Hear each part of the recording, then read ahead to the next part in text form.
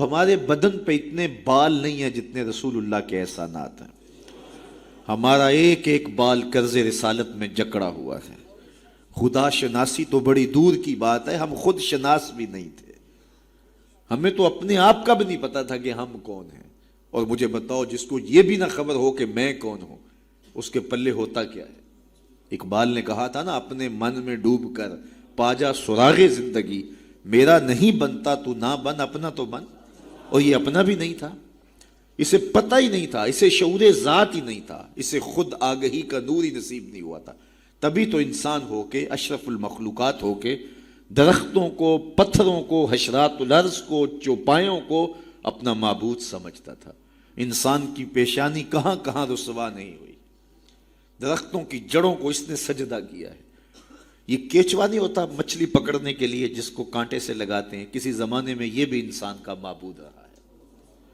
پتھروں کو اس نے معبود سمجھا، بہائم کو، چوپایوں کو، لٹکتے پھلوں کو، برستی بارش کے قطروں کو معبود سمجھتا رہا، بادل کو معبود سمجھتا رہا، تنکوں کو، حشرات الارض کو، بہتے پانیوں کو، جلتی آگ کو اور چلتی ہواؤں کو اپنا معبود سمجھتا رہا. اسے یہ نہیں پتا کہ میں ہوں کون. اے تماشا گاہ عالم روئے تو کجا بہرے تماشا می روی.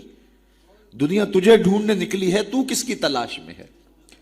یہ اشرف المخلوقات ہو کے، مقصود کائنات ہو کے، یہ اس کائنات کا دل اور کلیجہ ہو کے حشرات الارض کو، سانپوں کو، بچھوؤں کو اپنا معبود سمجھ رہا ہے.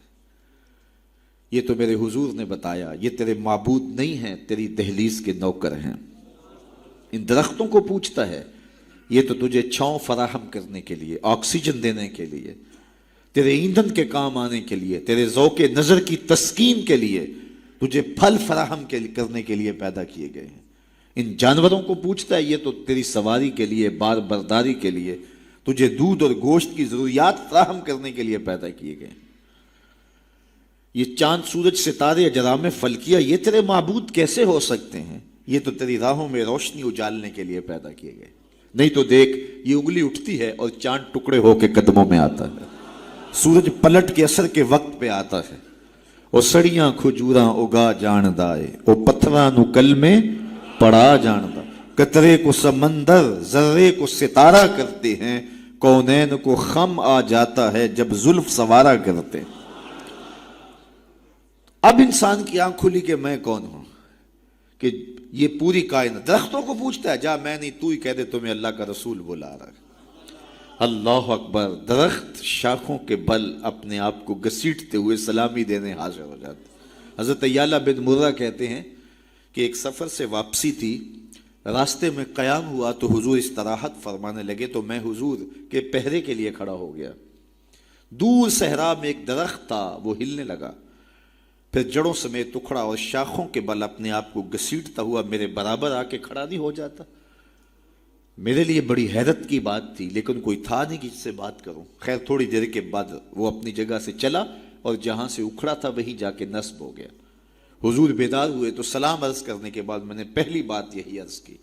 میں نے کہا، حضور وہ سامنے والا جو درخت ہے تھوڑی دیر قبل اپنی جگہ سے اکھڑا تھا، شاخوں کے بل اپنے آپ کو گھسیٹتا ہوا یہاں آیا، رکا، جھومتا رہا، پھر واپس چلا گیا.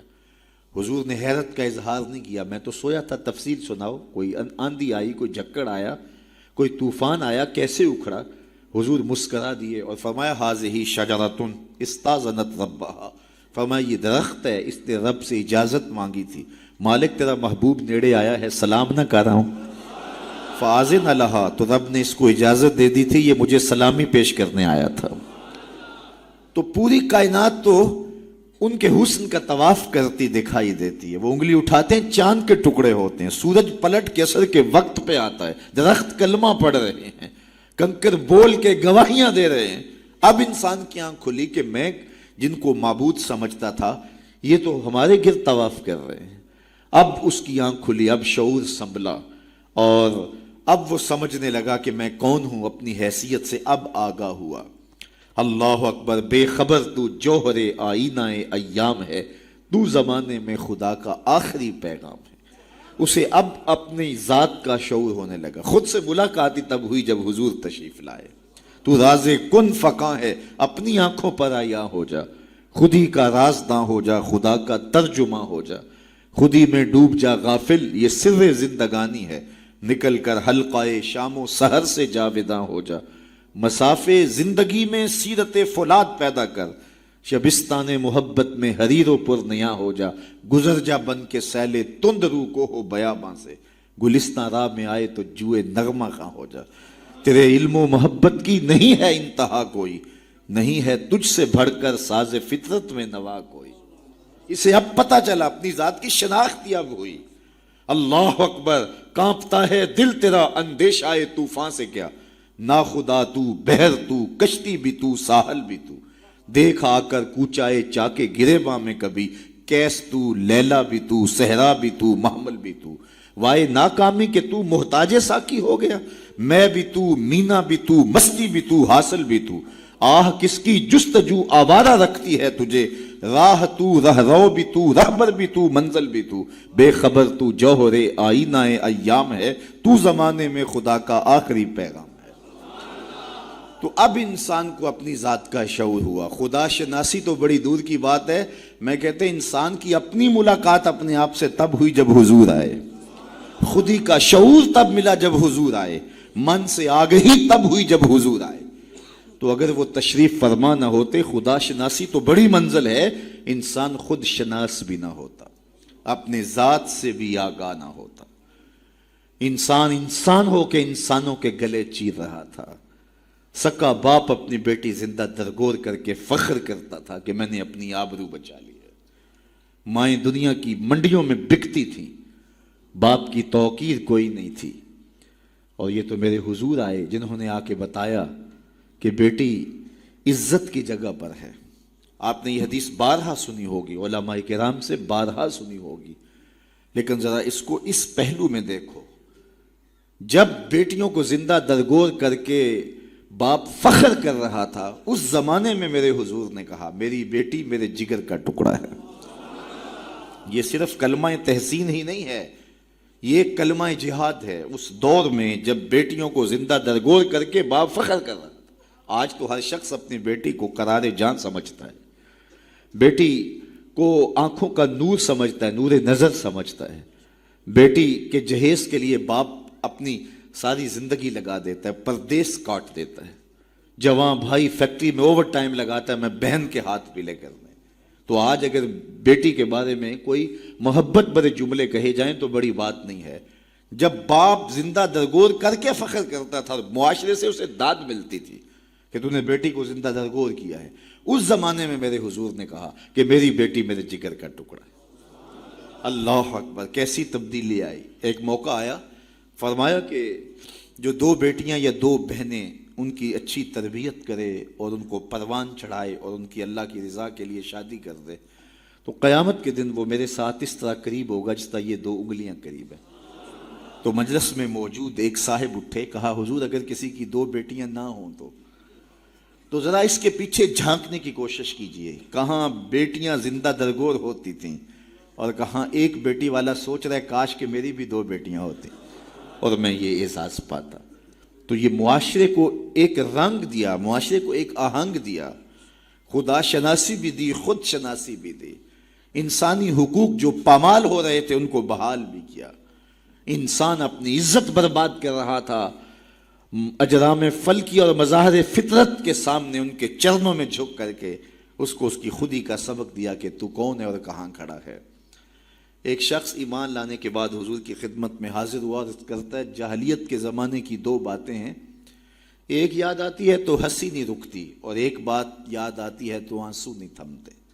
کہا وہ کون سی دو باتیں ہیں؟ کہا وہ بات جو یاد آئے تو ہنسی نہیں رکتی وہ یہ ہے کہ میں ایک لمبے سفر پہ گامزن تھا، میں نے سفری معبود پتھر کا بنا ہوا ایک بت بھی اپنے سامان میں باندھ لیا کہ راستے میں پوجا پاٹ بھی چلتی رہے گی، لیکن جب سامان اٹھایا تو سامان بہت بوجھل تھا، میں نے سوچا کہ یہ تو میں اپنے ہی معبود کے بوجھ تلے دب کے رہ جاؤں گا، تو میں نے اس کو نکال دیا اور آٹا یا ستو گوندھ کر کے میں نے ایک چھوٹا سا معبود تیار کیا اور اس کو دھوپ میں رکھ کے خشک بھی کر لیا کہ مزید ہلکا پھلکا ہو جائے، اور اس کو اپنے سامان میں اپنے ساتھ رکھ لیا۔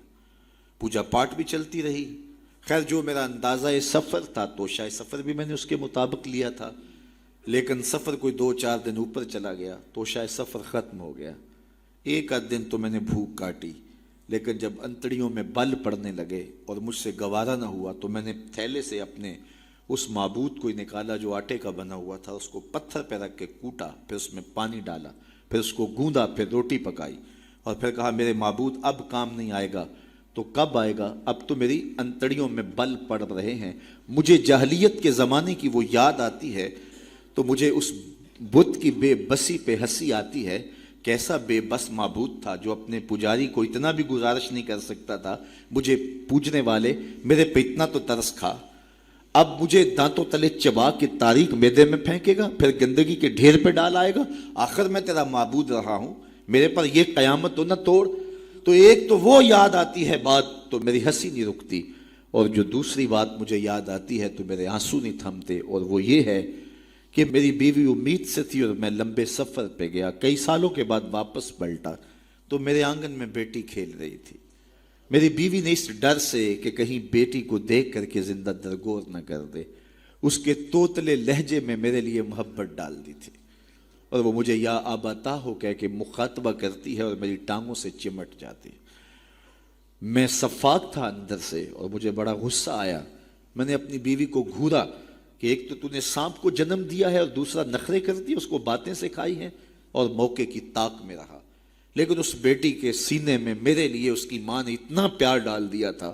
بیٹیاں تو ویسے بھی باپ سے ٹوٹ کے پیار کرتے ہیں، بیٹیوں کی محبت تو مثالی ہوتی ہے. پھر ماں نے محنت کی تھی کہ اس کا باپ کوئی انتہائی قدم نہ اٹھائے، تو اس کے لیے اس کے باپ کے لیے بے پناہ محبتیں ڈال دی تھی. کہتے ایک دن میں نے موقع پایا اور اس بیٹی کو اٹھایا اور صحرا میں لے گیا. میرا خیال یہ تھا اس سے آج جان چھڑا لوں، اور گڑھا کھودنے لگا. کڑکتی دھوپ تھی، میرے بدن پہ پسینہ نمودار ہوتا تھا. وہ آگے بڑھتی اور اپنے دوپٹے سے میرے ماتھے کا پسینہ پوچھتی، لیکن میرا دل پھر بھی نرم نہ ہوا. خیر جب میں نے گڑھا کھود لیا تو باہر نکلا تو میری بیٹی نے سکھ کا سانس لیا کہ میرے باپ کی مشقت ختم ہوئی. لیکن وہ نہیں جانتی تھی کہ اگلی مشقت کس کی شروع ہونے والی ہے. میں باہر نکلا، اس کو زور سے اس گڑھے میں دھکا دے کے اوپر سے مٹی انڈھیلنے لگا. وہ ننھے ننھے ہاتھ جوڑتی رہی، چیختی رہی اور مجھ سے گزارشیں کرتی رہی کہ یہ کیا کر رہے ہو. لیکن میں اوپر مٹی انڈھیلتا رہا اور اس کی چیخیں اس ریت تلے دب گئیں. آج جب اسلام لایا ہوں تو اس کی چیخیں مجھے سونے نہیں دیتی. عرب کے ریگزاروں میں دبی ہوئی معصوم بچیوں کے سسکتے آنسو اور اس کی روتی آنکھیں کس کو پکار رہی تھیں؟ بیواؤں کی چیخیں فریاد کر کر کے کس کی منتظر تھیں؟ یتیم کس کو ڈھونڈ رہے تھے؟ کس کے منتظر تھے؟ زمانہ آنکھیں فرش بچھائے ہوئے کس کا انتظار کر رہا تھا؟ وہ جس کے نام پر داؤد نے نغمہ سرائی کی، وہ جس کے ذکر پر شاہ سلیمان نے گدائی کی. دل یحییٰ میں رہ گئے ارماں جس کی زیارت کے، لب عیسیٰ پہ آئے واز جس کی شان رحمت کے، جو بن کے روشنی پھر دیدائے یعقوب میں آیا، جسے یوسف نے اپنے حسن کی نئے رنگ میں پایا. ندانم آ گلے خنداں چے رنگ و بو دارت، کہ مرغے ہر چمنے آرزوئے او دارت. ہر کوئی منتظر ہے، کوئی ہاتھ پھیلا کے کہہ رہا ہے ربنا وابعث فیہم رسولا. مالک آنکھیں بوڑھی ہو گئی ہیں، اب اس رسول کو بھیج بھی دے. حضرت عیسیٰ تو بولے مبشرا برسول یات من بعد اسمہ احمد، چلو نام بھی بتائے جا رہا، ان کا نام احمد ہوگا. زمانہ منتظر تھا، پوری دھرتی انتظار کر رہی تھی. بیواؤں کی چیخیں اور یتیموں کی آہیں اور معصوم بچیوں کے دبے ہوئے آنسو جب ریت سے پکار کرتے ہوئے عرش الہی کو جنبش دینے لگے تو اللہ کو دکھی انسانیت پہ رحم آیا. آمنہ کی آغوش میں محمد عربی تشریف لے آئے. ناگہاں ساکن ہواؤں پر روانی آ گئی اور چمن کے پتے پتے پر جوانی آ گئی. آج زانوئے ازل نے صبح پہ انگڑائی لی اور مسکرا کر ایک کرن نے ہاتھ میں شہنائی لی. مخزن اسرار قدرت کے امی پیدا ہوئے، غل ہوا دنیا میں ختم المرسلین پیدا ہوئے. ایک بہار پھیلی نا. ربی ویسے بھی عربی میں بہار کو کہتے ہیں، ربیع الاول آغاز بہار. کہا محبوب تو محبوب ہے اور محبوبوں کو بہاریں ہی سجتی ہیں. جب گلیاں چٹکنے لگیں گی، غنچے مہکنے لگے گی، جب کائنات بہار بن جائے گی، جانے بہار بن کے تشریف لے آنا۔ تو ان کی جلوہ گری، ان کی تشریف آوری انسانیت پر اللہ کا بہت بڑا احسان، اسی لیے اس کو جتلایا اور کہا لقد من اللہ علی المؤمنین اذ بعث فیہم رسولا۔ تو یہ احسان عظیم ہمارے اوپر ہوا، اتنی بڑی نعمت، وہ نعمت عظمیٰ جس کے لیے نبی منتظر رہے، نبیوں کی ٹیمیں منتظر رہیں، اور ہم نے کوئی آرزو تو نہیں کی تھی، وہ تو منتیں مانتے رہے۔ بحیرہ راہب کہاں بیٹھا تھا، نستورہ کہاں بیٹھا تھا، کہاں کہاں منتظر، ان کی راہوں میں لوگ بیٹھے تھے۔ شب ہجر کی سختیاں، کوئی اس سے جا کے پوچھے، تیری راہ تکتے تکتے جسے صبح ہو گئی ہے۔ زمانے منتظر رہے، صدیاں منتظر رہیں، لوگ راہوں میں بیٹھے رہے، ہم نے کوئی انتظار نہیں کیا۔ آنکھ کھلی، ہمارے والد صاحب مؤذن کو مسجد سے بلا لائے، انہوں نے کان میں آ کے کہا مبارک ہو، تو حضور کا غلام بن کے آ رہا ہے۔ شاہوں سے ملا ہے نہ تونگر سے ملا ہے، اللہ کا عرفان اسی در سے ملا، اوروں کو ملا ہے تو مقدر سے ملا ہے، مجھ کو تو مقدر بھی تیرے در سے ملا ہے۔ تو یہ ہماری خوش بختی، ہماری فیروز بختی کہ ہمیں وہ محبوب نصیب ہوئے جس کے لیے زمانے تڑپتے رہے، ترستے رہے، منتظر رہے، آنکھیں بچھی رہیں، تمنائیں بیتاب رہیں، آرزویں مچلتی رہیں، لیکن وہ جانے بہار بن کے تشریف لے آئے۔ اب جب حضور تشریف لائے ہیں، پھر صحابہ نے تو حد کر دی نا، اپنا سب کچھ ان کے نام پہ لٹا دیا، کہا آپ کے دین کا جھنڈا لے کے اٹھیں گے اور دنیا کے آخری کنارے تک پہنچیں گے۔ پھر تابعین نے وہ جھنڈا تھاما، تبع تابعین نے وہ جھنڈا تھاما۔ اس شخص کی کہانی ہم نہیں بھول سکتے جو گھوڑے پہ بیٹھ کے اللہ کے نام کی دعوت دیتے ہوئے آگے بڑھا، آگے دلدل آ گئی، زمین ختم ہو گئی، تو گھوڑے کی باگیں کھینچ لیتا ہے اور کہتا ہے مالک میرے جذبے تو جوان تھے، تیری زمین ہی ختم ہو گئی۔ اس پہ اقبال نے کہا تھا دی اذانیں کبھی یورپ کے کلیساؤں میں، کبھی افریقہ کے تپتے صحراؤں میں، دشت و دشت دریا بھی نہ چھوڑے ہم نے، بحر ظلمات میں دوڑا دیے گھوڑے ہم نے۔ تو وہ ہمارے اسلاف تھے۔ آج میں اور آپ حضور کے میلاد میں آئے ہیں، ہم ایک لمحے کے لیے اپنے باطن میں اتریں، اپنے اندر اتریں اور سوچیں کیا ایک محفل سے حضور کی محبت کا حق ادا ہو جاتا ہے؟ کہ ایسے ہاتھ لہرانے سے حضور کا محبت کا حق ادا ہو جاتا ہے؟ کڑک دار نعرہ لگانے سے حضور کی محبت کا حق ادا ہو جاتا ہے؟ کیا لوگوں کو بلائیں، دعوت دیں، کھانے کھلائیں، بریانیاں کھلائیں تو کیا حضور کی محبت کا حق ادا ہو جاتا ہے؟ آئیے اگر حضور سے محبت کرتے ہیں تو سر سے لے کر پاؤں تک حضور کی غلامی کے رنگ میں رنگے جائیں۔ ہمارے استاد فرمایا کرتے تھے یہ نہ ہو کہ لوگ تمہیں پوچھیں تمہیں کون ہوتے ہو اور تمہیں بتانا پڑے کہ ہم مسلمان ہوتے ہیں، یہ دیکھو مذہب کے خانے میں اسلام لکھا ہے۔ فرماتے تھے صاحب کسی کو پوچھنا نہ پڑے، تجھے بتانا بھی نہ پڑے، تیری وضاقتہ، طرز زندگی، انداز معاشرت ایسا ہونا چاہیے تو دور سے آ رہا ہو، لوگ پہچان کے کہیں وہ دیکھو آقا کا غلام آ رہا ہے۔ نور آنکھوں میں تو چہروں پہ اجالے ہوں گے، مصطفیٰ والوں کے انداز نرالے، دنیا میں بھی ان کے دم سے مقدر چمکا، محشر میں بھی ان کی رحمت کے حوالے ہوں گے۔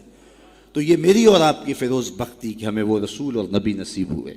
تو آئیے اپنی زندگی کی ایک ایک سانس حضور کے نام کر دیں، جئیں تو حضور کے لیے، مریں تو حضور کے لیے، اور اپنی زندگی کو حضور کی راہوں میں نچھاور کرتے ہیں، ان کے دین کا جھنڈا لے کر کے اٹھیں اور دین کے پیغام کو دنیا تک کے ایک ایک کونے تک پہنچانے کا عزم کریں۔ اور وہ کیسے ممکن ہوگا کہ ہم اپنے انداز زندگی کو تبدیل کریں۔ جب کوئی شخص صالحیت کا لبادہ پہن لیتا ہے تو پھر وہ زبان سے نہ بھی بولے، وہ سنت و سیرت کا پیکر گلی سے گزر بھی رہا ہو تو وہ بھی تبلیغ کا رنگ ہوتا ہے، وہ بھی ایک انداز ہوتا ہے، دعوتی انداز ہوتا ہے۔ لیکن اگر میں زبان سے دعوت دین کی دیتا رہوں اور میرا رویہ، میرا عمل، میرا کردار، میرا لہجہ، میرے اخلاق اس کی نفی کر رہے ہوں تو میں حرف حرف منافقت کر رہا ہوں۔